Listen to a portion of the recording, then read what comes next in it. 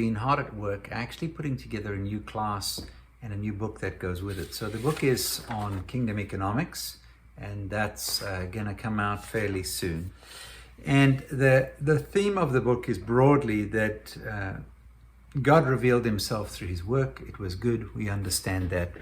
From the Transforming Society book, the new one, you'll know that real wealth is created through a societal value chain. So there's a cycle of things we go through in terms of turning raw materials through work into commodities, into products, into markets, and so forth.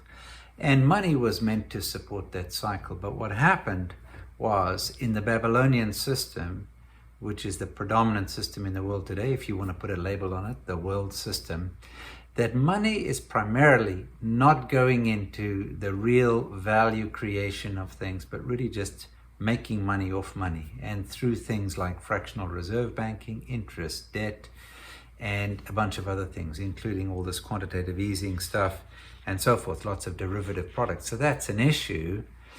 And yet, God wants to make his economy the predominant one in the world. So how does one do that? I mean, practically, we still have to bank, we have to do other things.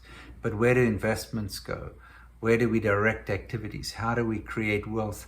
At what parts of the cycle? How do we actually, not just in our hearts, but in our hands, get out of the world system? And what are the alternatives coming up?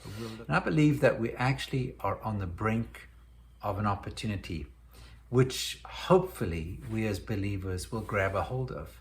So what I see is that there's a greater view of holistic capital. And you can read books like Completing Capitalism. You can see all the moves around sustainable development goals, ESG, things like that, as actually a heart cry. Behind it, people are really saying the system isn't working and it's going to be problematic. So what are the alternatives? And the big buzzword is sustainability, if you like, and then there's other things that go with that. And so there's a shift from shareholders to stakeholders, but I believe we have something bigger in our hands, and that the whole concept of household that we've talked about at REAP is bigger than just stakeholder analysis. It's a more powerful concept. I also think that the metrics that we have and the tools that we have along the 10P model, for example, and 10P scorecarding is much, much bigger than people, planet, and profit. And I'm not just saying they're missing 7 Ps. I think that they're missing the heart of God, because actually the health of the environment, the health of the economy, the health of people, these things are tied together. And it comes out of a change of heart, which the world cannot accomplish through legislation or new metrics.